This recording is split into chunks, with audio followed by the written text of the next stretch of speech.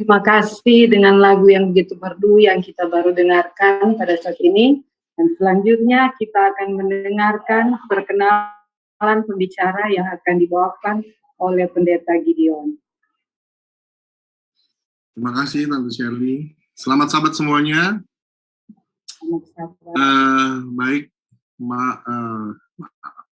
pagi hari ini kita akan dilayani oleh sahabat saya. Sahabat saya ini dia melayani di Papua.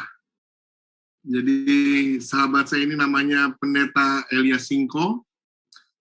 Dan dia sudah menikah dengan istri bernama Amala Laloh.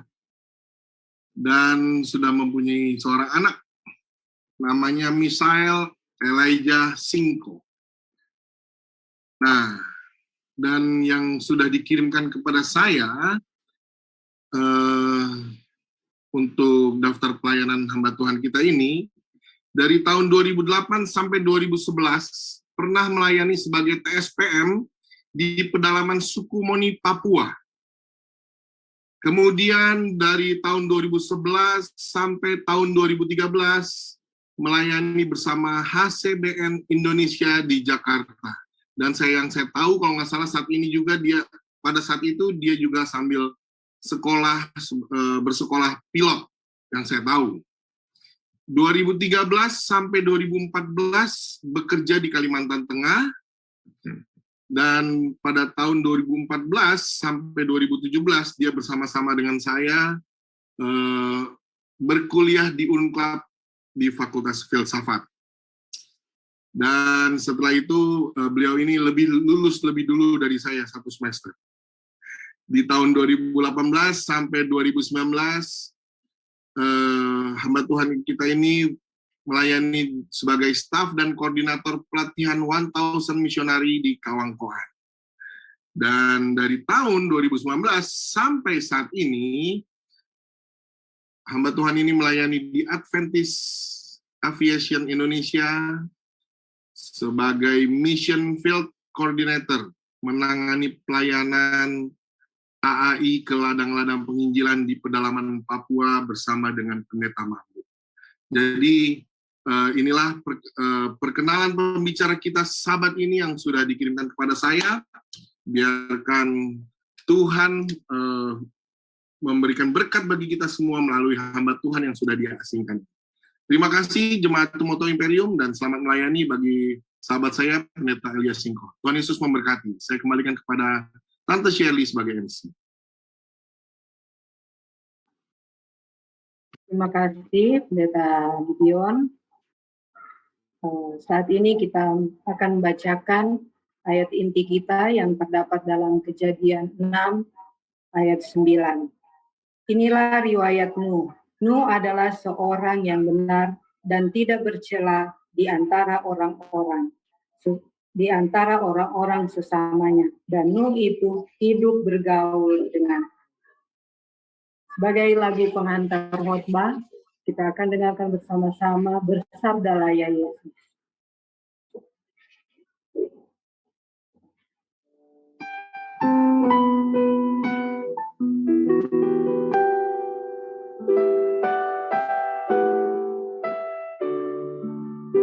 Dan layar kami berikan kepada pendeta.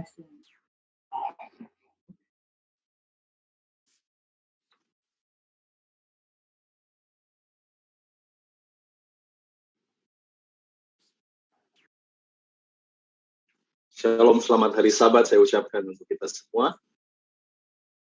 Senang sekali bisa bersama-sama dengan jemaat Tumoto.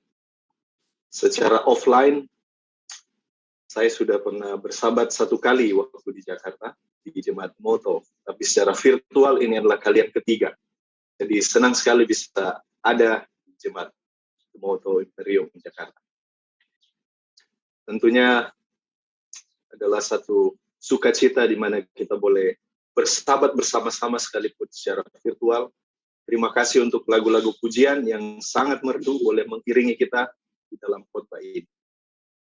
Judul khotbah di Sabat ini adalah The Rest. Sebelum kita lebih jauh, mari kita tutup kepala dan kita berdoa. Bapa di surga, kami anak-anak-Mu sedia untuk mempelajari akan sabda firman Tuhan. Penuhi hati kami dengan Roh Kudus sehingga kami boleh mengerti maksud Tuhan dalam kehidupan kami. Bersabdalah Tuhan, kami sedia mendengar. Dalam nama Yesus kami berdoa. Amin.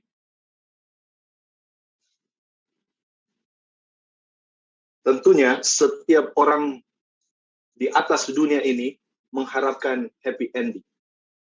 Tidak ada yang tidak mengharapkan happy ending. Tidak peduli bagaimana awal kehidupan kita. Yang penting bagaimana akhirnya. Happy ending. Contohnya,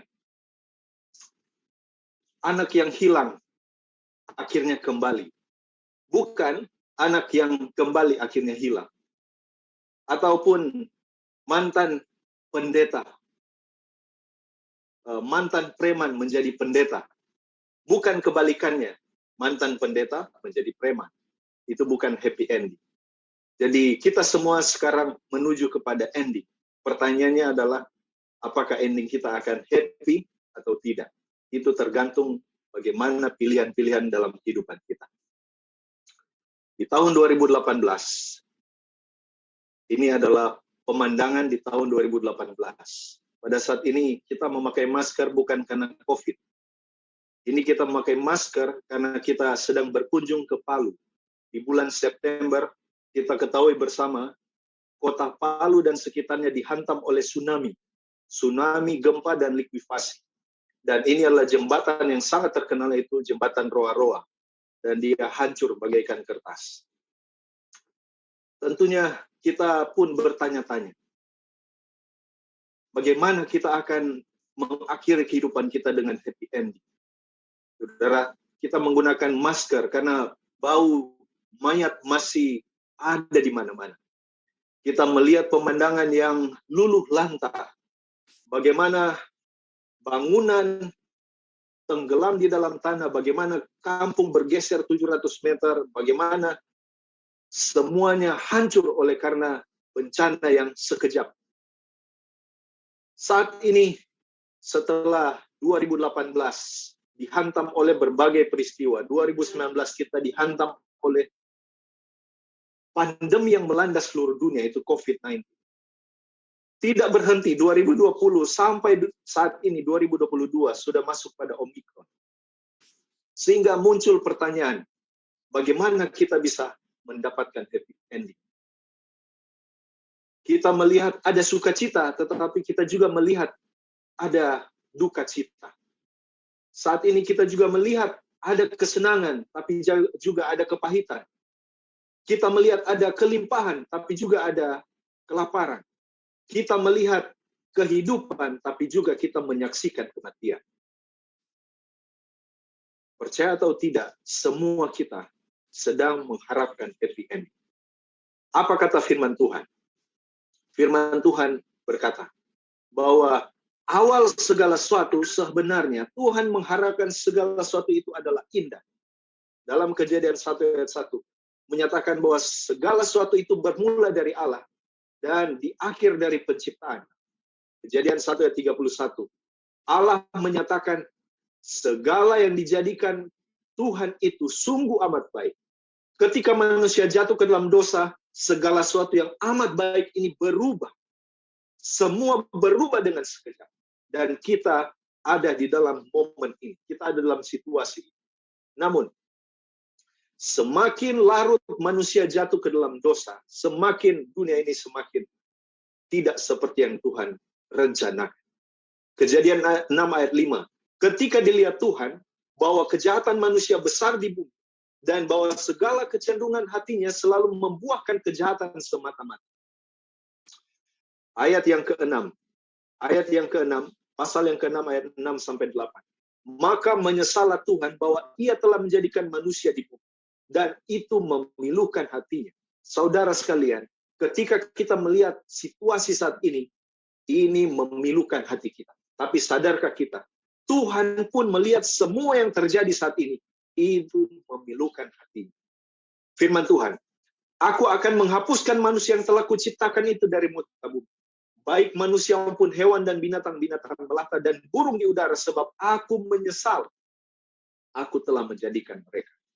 Tetapi Nuh mendapat kasih karunia di mata Tuhan. Nuh mendapat kasih karunia di mata Tuhan. Mari kita lihat seperti apa kondisi sebelum air bah. Kondisi sebelum air bah, penyembahan kepada satu Allah berlaku secara universal. Dan penghukuman air bah disebabkan oleh karena keangkuhan dan pemberontakan. Bagaimana ini bisa terjadi? Di dalam Knowing God's Word halaman 11, di sana dijelaskan. Diawali dengan kebebasan dan keinginan cinta diri.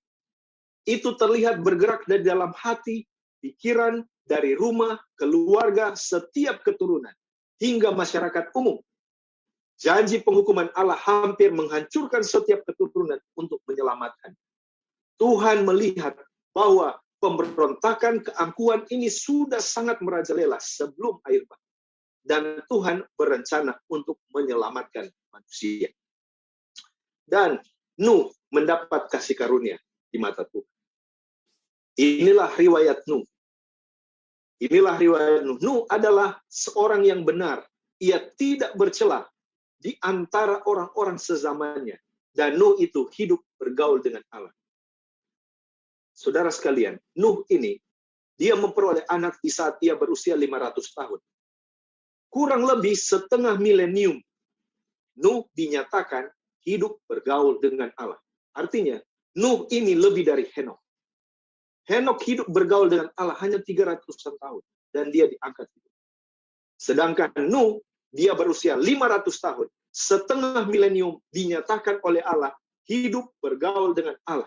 Selain Henokh, dia adalah yang dinyatakan benar, tidak bercela, bergaul dengan Allah. Nuh adalah orang yang berbeda dengan orang-orang sezaman. Nuh adalah salah satu pahlawan iman. Pahlawan iman, public figure yang berani, dia tampil berbeda dengan orang-orang sezaman. Nuh sangat mengerti bahaya-bahaya yang sedang dia hadapi. Itu sebabnya Nuh memberikan nama kepada anak-anaknya. Nama ini bagaikan doa. Orang tua tentunya memberikan nama, ada harapan, ada doa di sana. Nuh memberikan nama kepada anak-anaknya sebagai harapan bagaimana anaknya kelak nanti.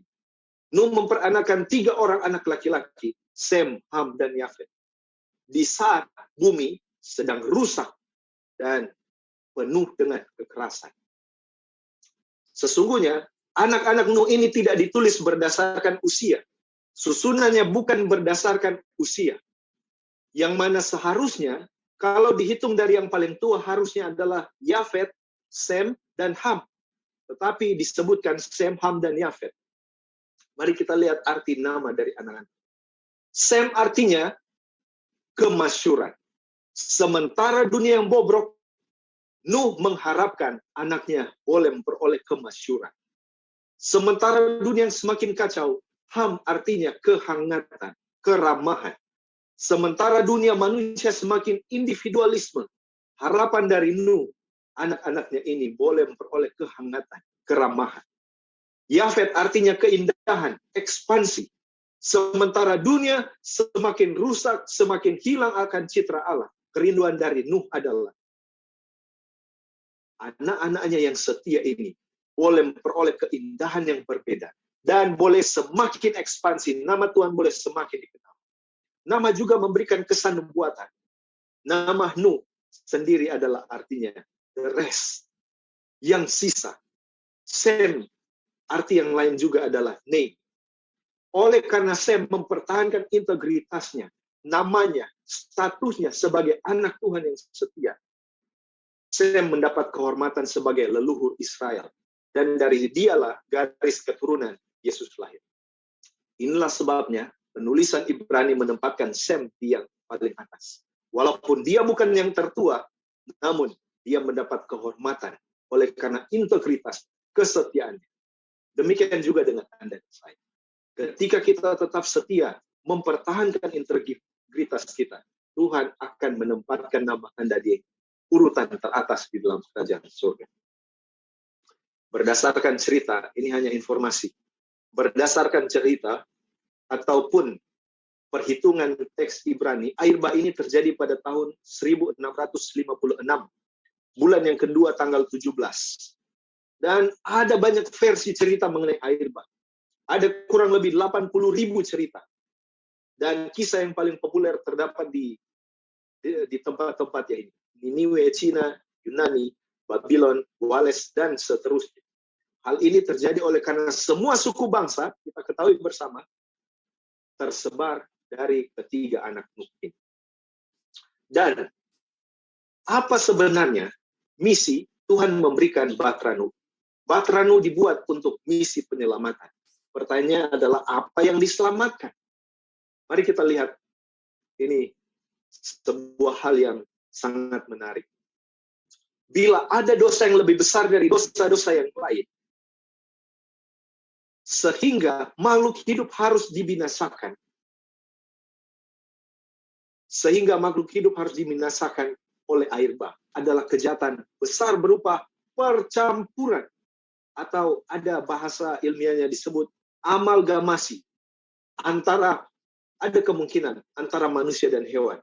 Yang hasilnya katanya merusak citra Allah dan menyebabkan kebingungan di mana. Sesungguhnya amalgamasi ini yang dimaksudkan ini lebih tepatnya adalah persetubuhan antara hewan ataupun hewan sejenis ataupun manusia. Dan ini dilakukan adalah perkawinan yang tidak terkendali. Ya. Mari kita lihat. Gantinya melakukan keadilan secara adil tentang bertetangga ataupun kehidupan bertetangga satu dengan yang lain.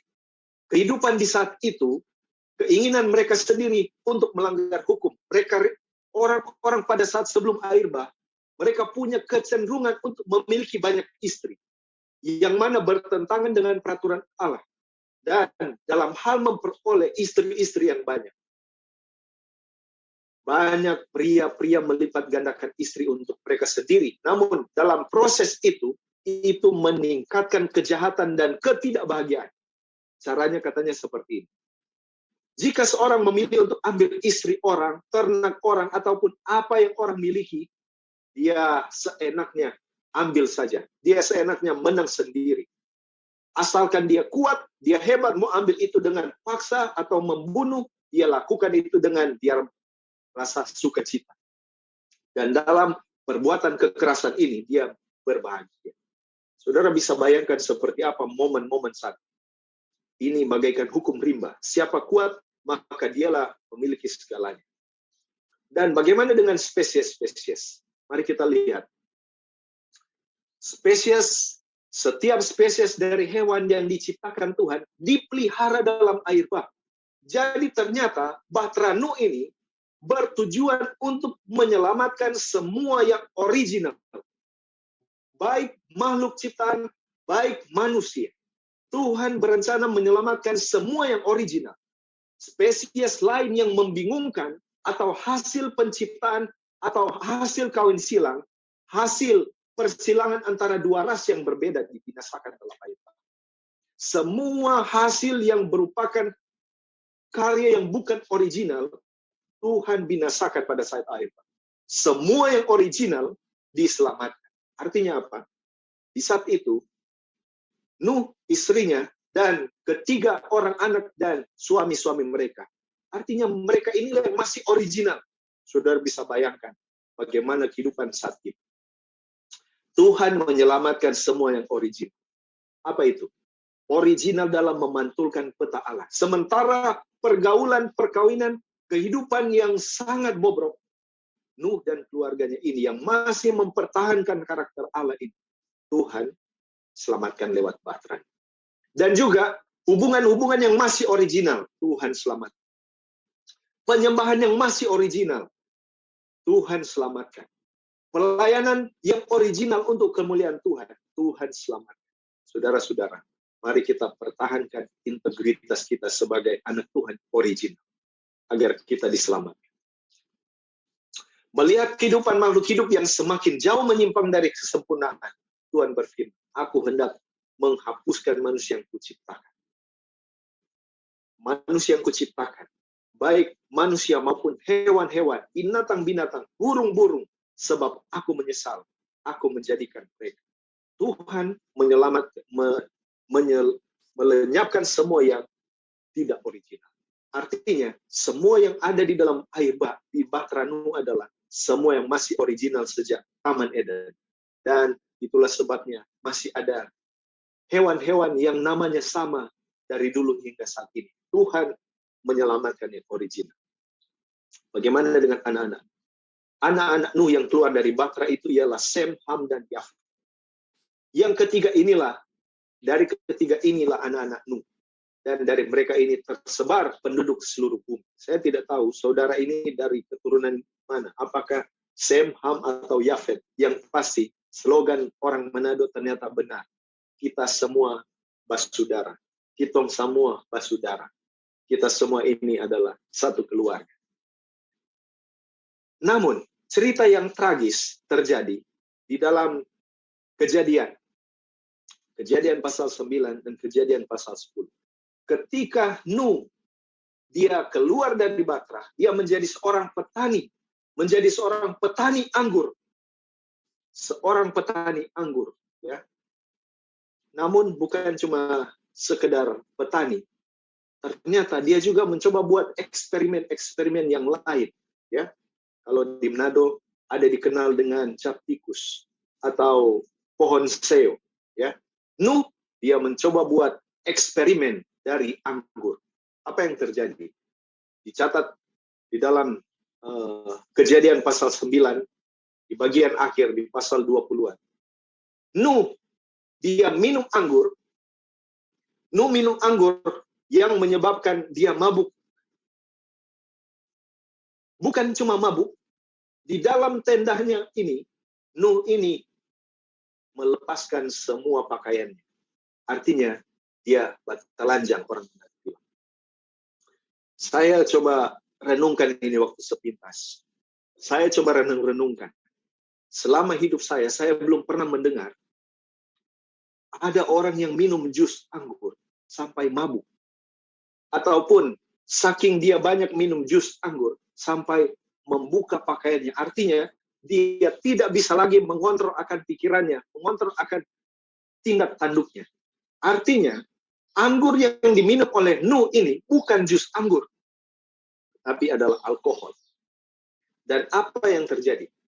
Ketika Nuh dia telanjang di dalam tenda, berdasarkan tradisi dilihat oleh Kanaan. Kanaan lapor kepada bapaknya Ham. Bapaknya Ham bukannya meredam situasi yang memalukan ini, tapi dia orang Manado bilang bakar lota kepada kedua saudaranya. Namun kedua saudaranya lah yang menutupi akan orang tua. Apa yang kita bisa pelajari di sini? Ternyata usia maupun kemenangan-kemenangan rohani di masa yang lalu bukanlah jaminan bahwa kita tidak akan jatuh di dalam cobaan-cobaan yang akan datang. Nuh, dia telah berjalan bersama Tuhan setengah abad, setengah milenium, bukan setengah abad. Dia telah dinyatakan oleh orang yang benar, tidak bercelah, hidup bergaul dengan Allah. Di saat dia berdiri di hadapan orang banyak, Nuh ini adalah orang yang menang. Namun, Nuh jatuh di saat dia sendiri. Di saat dia tidak lagi menjaga hubungannya dengan Tuhan. 1 jam ketidakhati-hatian dapat menodai kehidupan yang paling suci. Bahkan kebaikan-kebaikan yang dia telah bangun bertahun-tahun dalam hidup. Nuh telah menyaksikan tsunami dahsyat yang menimpa seluruh dunia. Dia menang di saat dia di depan umum. Tetapi dia jatuh di saat dia sendiri. Orang Manado bilang dia bagat. Di dalam Amsal 20 ayat 1, anggur adalah pencemooh. Di dalam SDA Bible Commentary mengkomentari akan ini. Anggur adalah pencemooh dan dapat menipu orang yang paling bijaksana jika mereka tidak waspada. Mabuk merusak dan merendahkan baik Roh Kudus yang merupakan Anda dan saya. Melemahkan prinsip moral. Dengan demikian menghadapkan seorang pada kejahatan yang tak terhitung banyak. Dia kehilangan kendali atas kemampuan fisik dan mental. Ketidaktaatan Nuh mempermalukan orang tua yang terhormat, yaitu dirinya sendiri. Dan membuat orang yang bijaksana yang baik ini dicemooh dan dicemooh. Saudara, tidak peduli seberapa besar pengalaman iman kita di masa yang lalu, kalau kita tidak mempertahankan hubungan kita dengan Tuhan, maka kita akan jatuh. Tidak peduli kemenangan yang besar yang kita pernah lalui bersama Tuhan, itu bukan jaminan. Kita perlu mempertahankan hubungan yang konsisten dengan Tuhan. Dan Ham disebut sebagai Bapa Kanaan, menyiratkan bahwa baik anak, ayah maupun anak laki-lakinya memiliki kecenderungan yang tidak suci, yang sama mengungkapkan diri mereka sendiri, tidak hanya dalam insiden dalam peristiwa ini, tapi kemudian dalam praktik keagamaan. Dosa Ham bukanlah pelanggaran yang tidak disengaja. Dia mungkin telah melihat kondisi ayahnya yang memalukan secara tidak sengaja, tapi gantinya dipenuhi dengan kesedihan atas kebodohan ayahnya. Dia bersukacita dengan apa yang dia lihat dan menemukan kegembiraan dalam mengungkapkan. Ternyata contoh teladan yang tidak baik yang dicontohkan oleh Nuh bukan cuma merusak dirinya, tapi memberikan contoh yang buruk kepada anak dan cucunya. Dan peristiwa ini, Yesus sendiri menggunakan kejadian air bah ini sebagai gambaran tentang keadaan dunia menjelang kedatangan yang kedua kali. Sebab sebagaimana halnya pada zaman Nuh, demikian pula halnya kelak pada kedatangan anak manusia. Sebagaimana mereka pada zaman sebelum air bah itu makan, minum, kawin, dan mengawinkan, sampai pada hari Nuh masuk ke dalam bah. Dan mereka tidak tahu akan sesuatu sebelum air bah itu datang dan melenyapkan mereka semua. Demikian pula lah halnya pada kedatangan anak manusia. Sadar atau tidak, kita akan kembali di dalam momen sebelum air bah, sebagaimana halnya dengan saudara-saudara. Sadarkah kita berdasarkan catatan nubuatan, sesungguhnya Anda dan saya, kita saat ini telah berada di antara meterai yang ke-6 dan meterai yang ke-7. Meterai yang ke-6 adalah tanda-tanda alam, bencana alam, dimulai dengan matahari menjadi gelap, bulan menjadi merah, bintang-bintang berjatuhan di tahun 1800-an, 1700-an, memulai awal meterai yang ke-6. Kita saat ini menyaksikan bagaimana pandemik yang menimpa seluruh dunia, bencana di sana-sini, peperangan, semua ini adalah bagian dari meterai yang ke-6.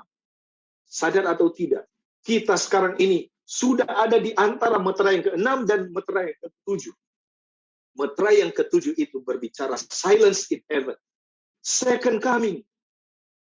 Percaya atau tidak, kita berada di momen-momen dari Nuh. Berdasarkan catatan nubuatan kitab Wahyu, kita ini ada di masa awal dari masa kepicikan yang akan menimpa kita. Dan setelah ini adalah second coming. Waktu di mana Anda dan saya berdiri saat ini adalah waktu yang sangat serius. Meterai yang ke-6 dan ke-7, di antara itu terdapat Wahyu pasal 7 berbicara pemeteraian umat Allah. Dan antara sangkakala ke-6 dan sangkakala ke-7, terdapat Wahyu 11 sampai 14 berbicara tentang pertentangan besar. Dengan kata lain, pemeteraian umat Allah, pemeteraian Anda dan saya saat ini adalah momen yang sama di mana tetaplah setia, berdiri teguh, memiliki hubungan yang dekat dengan Tuhan, agar kita happy ending pada akhir.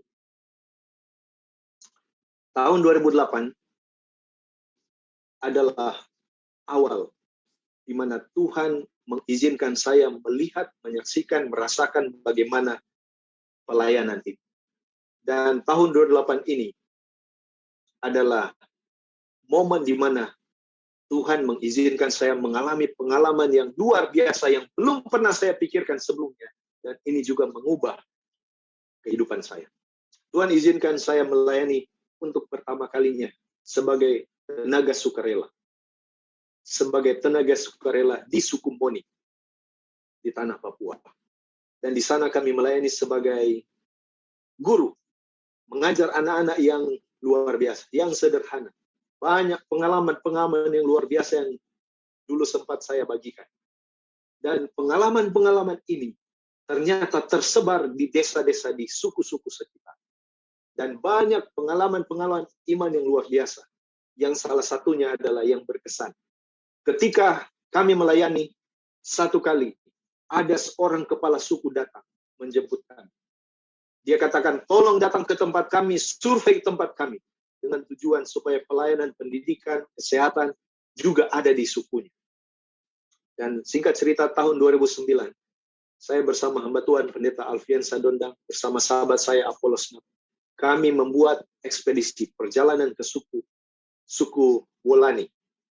Dan kami menempuh perjalanan 3 hari jalan kaki melewati gunung yang sangat tinggi, cuaca yang ekstrim, tetapi dengan penuh sukacita. Di hari yang ketiga kami berjalan dan bertemu dengan orang-orang yang luar biasa. Orang-orang yang masih sangat-sangat primitif. Seperti yang pernah saya saksikan, ini adalah tempat di mana suku ini belum memiliki nama. Namun walaupun mereka belum memiliki nama, mereka peduli dengan agama. Kepala suku yang menjemput kami, dia katakan, saya sedih, kaum keluarga saya disebut penyembah iblis. Saya rindu, saya dan keturunan keluarga saya ini memiliki agama, dan itu adalah agama Advent, bukan yang lain. Oleh karena dia pernah mendapat mimpi waktu dia masih muda, akan ada gereja Advent, pendeta Advent di suku Mon. Tugas kamu pergi jemput dia dan bawa ke tempat ini. Itulah alasannya menjemput kami. Yang saya mau bagikan adalah ketika kami pulang. Ketika kami pulang, pada hari yang ketiga, setelah mensurvei semuanya, di pagi-pagi subuh, kepala suku tersebut katakan, tadi subuh, saya mendapat mimpi. Mimpi saya didatangi oleh Tuan Tanah. Bahwa dia marah kenapa membawa orang-orang ini ke sini. Suruh mereka pulang, jangan bawa mereka ke tempat ini. Karena memang tujuan kami hanya untuk cek survei, kami memang kembali. Tetapi ketika kami berjalan pulang, kami mampir di satu mata air, dan kami lanjutkan perjalanan. Anak yang menuntun kami keluar dari wilayah ini lebih mendahulukan. Dan waktu kami melewati satu jalan yang ditutup oleh pohon yang tumbang. Waktu kami melewati pohon yang tumbang, jalan yang tadinya hanya satu, sekarang bercabang 5. Ketika kami susuri yang satu, ternyata jurang. Kami susuri yang lain, juga jurang. Kami coba berteriak, banyak suara-suara yang membingungkan di sana. Ada suara burung, kami tidak bisa bedakan mana suara orang, binatang, maupun suara-suara yang lain. Semakin kami jalan, semakin kami hilang. Saudara tahu, ini adalah hutan yang sangat-sangat lebat, sangat tropis. Kami berjalan sampai selutut kaki-kaki kami tertancap di dalam akar-akar pohon. Pohon-pohonnya sangat pendek. Kemudian cuaca yang sangat dingin. Di siang hari ini kita sudah gemetaran. Sampai akhirnya, sudah lewat tengah hari. Kami sudah mulai kedinginan. Tidak ada bekal, tidak ada tempat untuk berteduh. Kami cari akar pohon, tidak ada. Kami cari goa, tidak ada.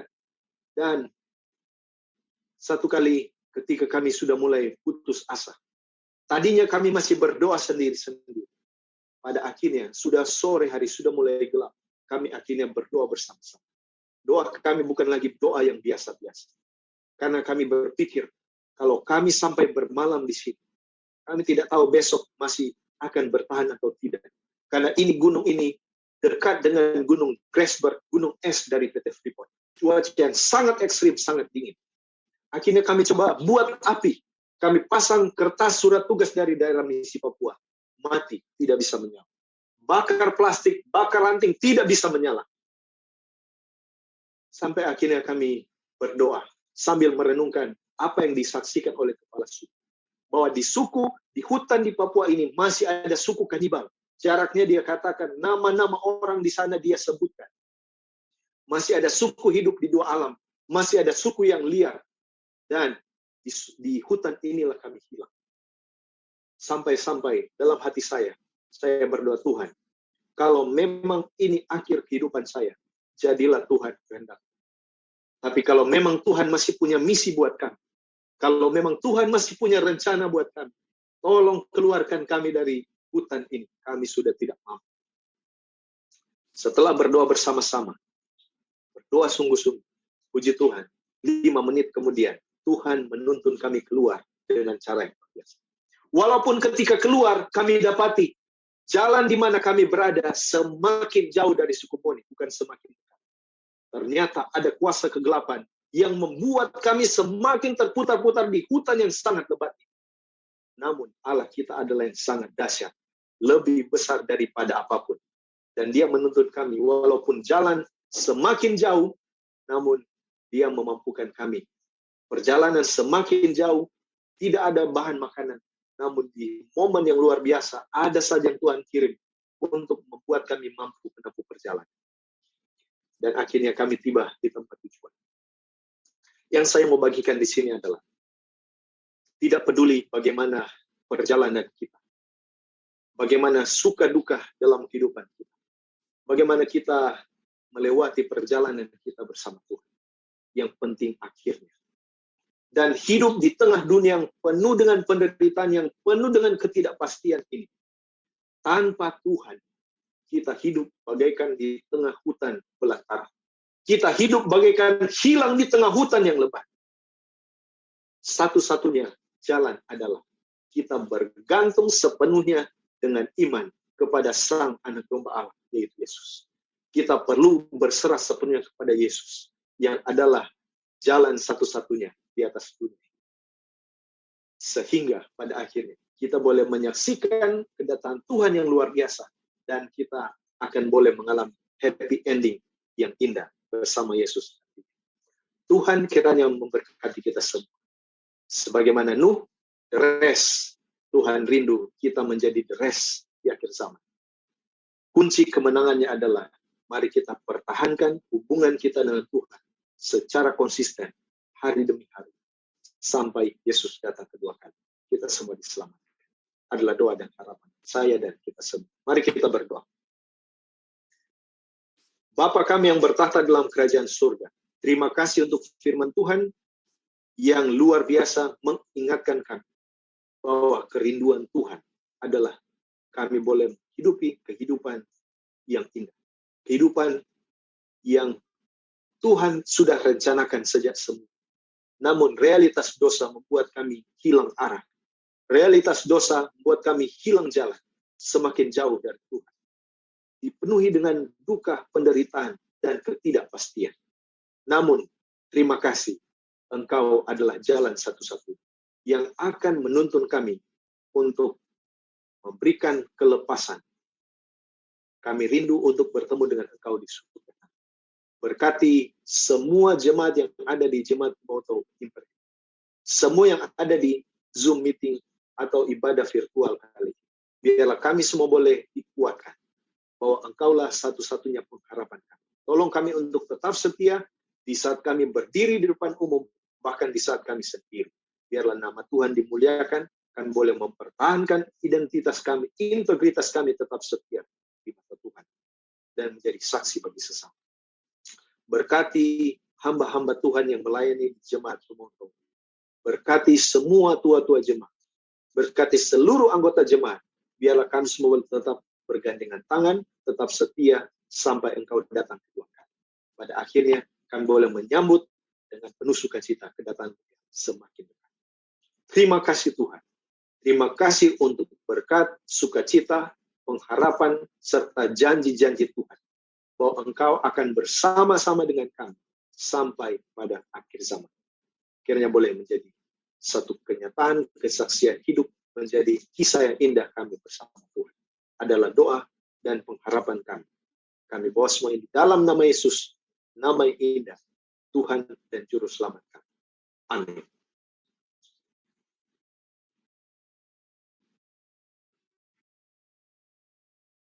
Terima kasih.